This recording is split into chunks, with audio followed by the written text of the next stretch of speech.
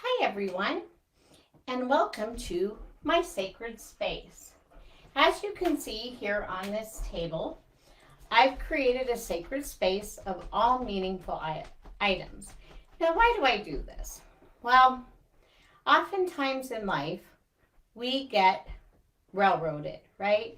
Things are going great, things are going fine, life seems to be working, and then we're hit with the unexpected, and we're like, now what?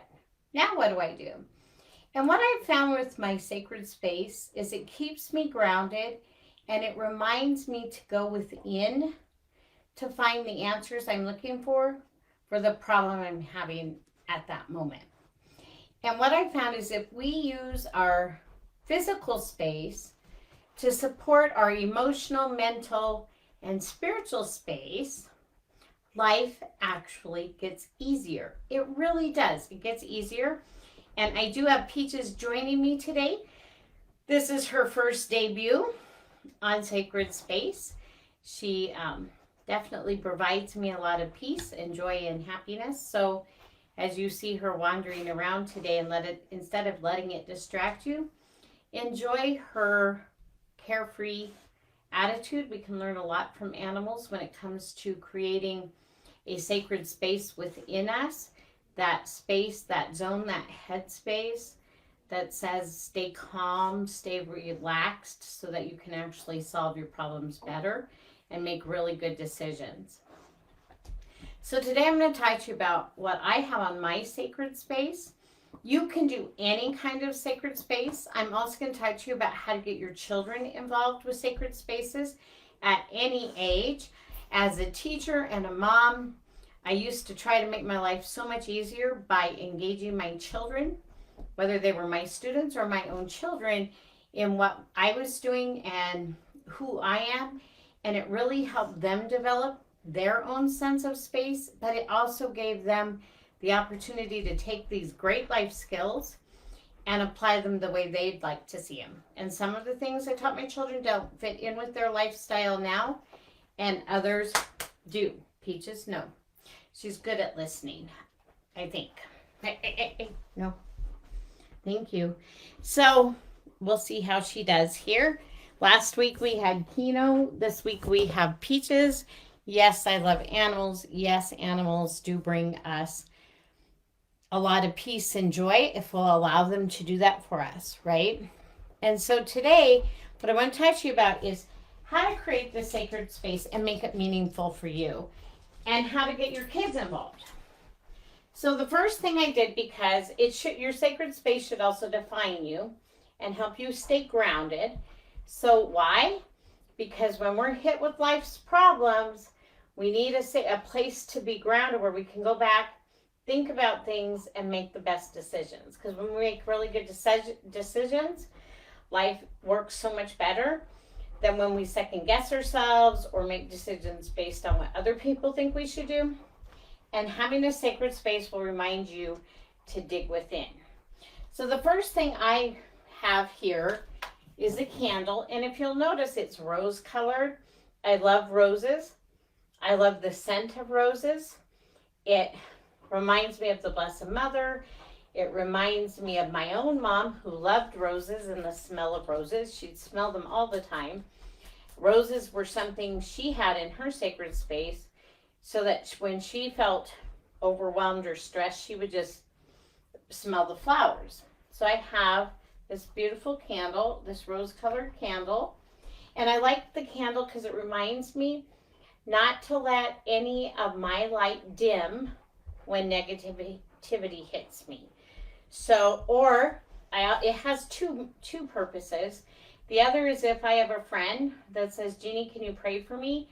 I will say a prayer and light a candle to remind me to think of that person all day long.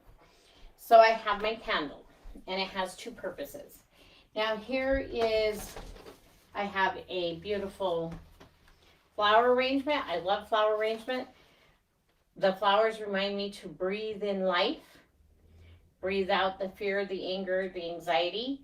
I have a succulent plant to remind me of my favorite sacred space in Nevada. And I have all these other greeneries to remind me that new life is always available to any of us who choose it. So I have that.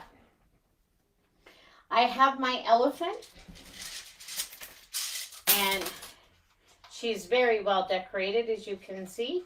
She's got lots of intricate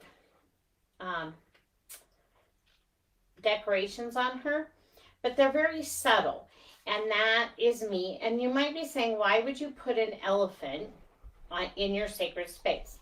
Well, when I went to Bali, I found out about Ganesh, the elephant, that they pray to remove all obstacles that are stopping them from living their true spirited life. And I thought, what a great thing for me to have as a reminder to pray to God that He would remove all obstacles to my that are standing in my path when I'm going for my dreams or my children's dreams. I also have a rosary because I'm Catholic, and so I want something religious on my spiritual sacred space. So I have my beautiful little rosary, and it's crystal, and it has several meanings for me. One, it reminds me that I'm stronger than evil if I remember to speak in love. It also reminds me of my mom, who passed away 6 years ago, because she had a strong devotion to the Blessed Mother. And it reminds me of the path that Jesus took and the different mysteries. So I like reaffirming my faith when my faith is dim. Yes, Peaches really likes the rosary. She's been very interested in that all day today. So I have that. The next thing I have is a beautiful plaque. And it reminds me of my scripture and what really stays with me. It's kind of an affirmation. Here, I'll turn, there you go.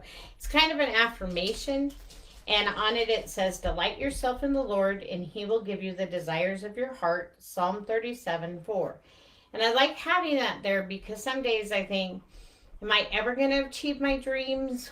This is too hard. This is too awful. And remember, I'm here to help you get through your obstacles with ease and grace.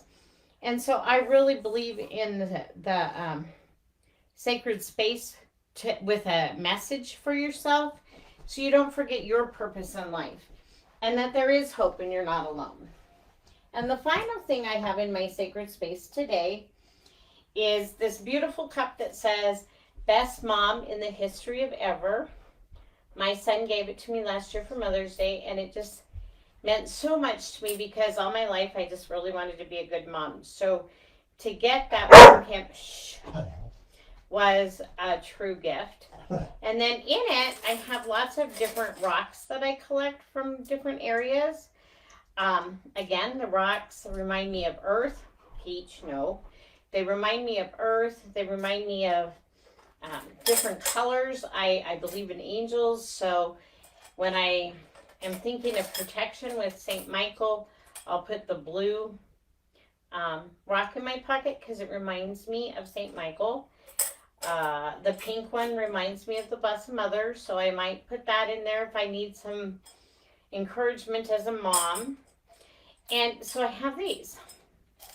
And if you'll notice, there's a chair here so that in the mornings when I do my devotional time, I can sit here, look at all my beautiful things, do my devotion, write in my journal, all those things that keep me strong and grounded, keep me integrated with my spirit. Because what happens is when we lose our spirit and we lose that nurturing, down. Thank you. You can wait. When we do all that, it really doesn't. Peach, enough. Enough. Thank you. It really does remind me, of all the goodness. So I just wanted to share that with you today. If you have any questions about sacred space, please let me know. I will also be posting a picture for the drawing that I'm having at the end of the month. Right now, there are 2 bath soaks from my Green Compass company that I'm with CBD oil, and that's really fun. You'll be wanting to hopefully enjoy some wonderful, relaxing baths. And I also have a really cool journal, and unfortunately, I forgot to bring them in here today. So I will be posting pictures of them on my Facebook page. And in order to get entered into the drawing, you need to tell me what you learned from this. Write it in a comment below. Or you can write it in a comment below, or you can also email me and tell me about your sacred space. I love hearing of different people's sacred spaces, how you utilize them to get through obstacles, and one or more ways you can share them. I do want to finalize this. I told you I would share with you how you could get your children involved. So I think it's really cool if you can have each of your children